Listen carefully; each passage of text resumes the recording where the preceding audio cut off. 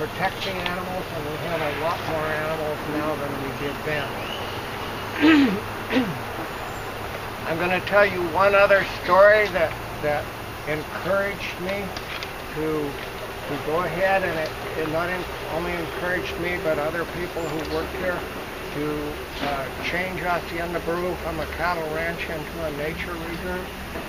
This happened in about 1983, and we were working out in the middle of a pasture. We were building a fence. We were planting trees for a fence, and we were going to use the trees as posts rather than cutting down trees and cutting them into posts. And a monkey came walking across the pasture. And he was going, I'll show you where he was going. He was going from here. This is the mangrove forest up to here. This is old growth forest up here. And the monkey was about here in the middle of the pasture. And we kind of laughed at him. He looked funny. Monkeys aren't too awkward on the ground. They can even run pretty well. But he just looked out of place. There were no trees anywhere, and he looked ridiculous. And then one of the workers had a great big dog like this. He called the dog Lobo. It kind of looked like a wolf. Lobo means wolf. And Lobo came running out of nowhere. He'd been off chasing iguanas or something, and he came and he saw that monkey, and he went running for the monkey, and we all yelled at him and told him to stop, but Lobo didn't pay any attention to us. He just kept running toward the monkey, and I braced myself for what I knew was going to be a bloody mess. Lobo was going to kill that monkey, but Lobo got up to the monkey, and the monkey jumped up in the air and came down on Lobo's back. And monkeys are really good at hanging on, and they've had lots of practice. And he grabbed with his back feet, he grabbed with his claws, he grabbed Lobo's flanks like this, and then with his fingers he gouged his eyes and bit his ears. And Lobo just went crazy. He started yelping and screaming like dogs do, and crying and whimpering and running around in circles, and he rolled on the ground. He did everything he could to get rid of the monkey, but the monkey wouldn't let him go. Finally, after about 30 seconds, the monkey let him go, and Lobo turned and ran for home with his tail between his legs. And the monkey just went on across the pasture. The monkey didn't have a scratch on him. Lobo was okay. He wasn't hurt badly, but his ears were kind of chewed up.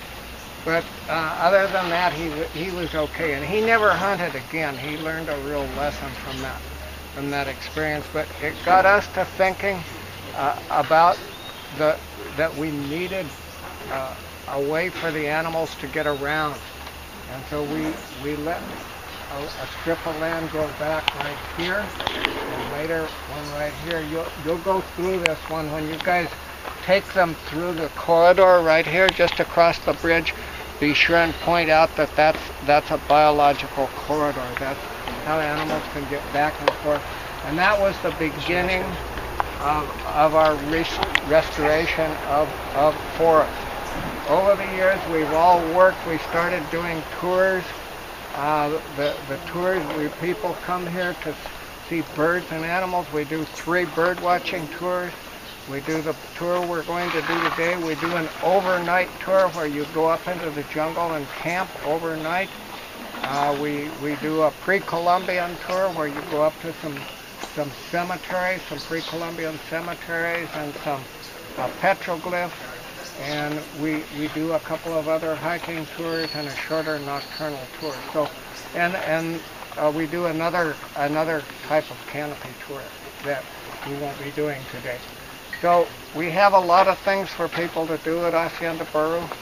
We received about 18,000 people last year, and hopefully most of those people went away from here with a little bit different idea about nature than when they came.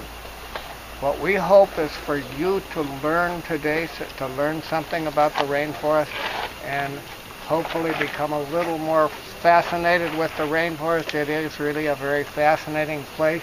So pay close attention to your guides. They're going to be talking to you about nature and talking to you about the tropical rainforest in particular. We're going to divide you into 3 groups.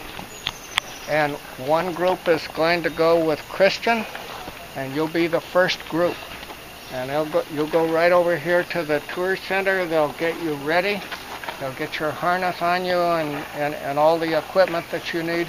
Pay very close attention to your guides when they talk about your equipment, because it's very important for your safety.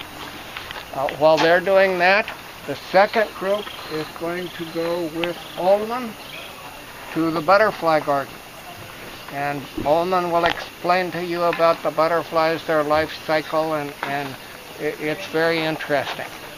Then, as soon as the first group is gone, well, you'll come from the butterfly garden and you'll go ahead and get ready and go on the canopy tour.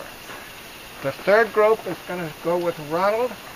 You're going to do a short hike around here, looking for monkeys and for sloths.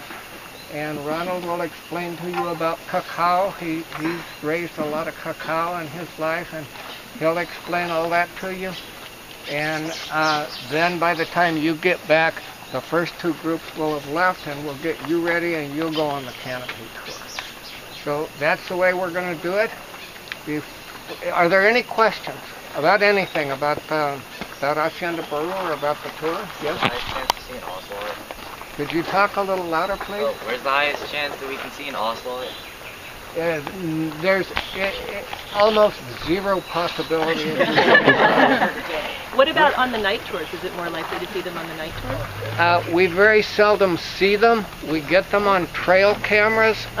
Very often, like I check the trail cameras once every 2 weeks, and we get an ocelot almost once every 2 weeks, sometimes 2 or 3 of them. We see them on the trail about twice a year.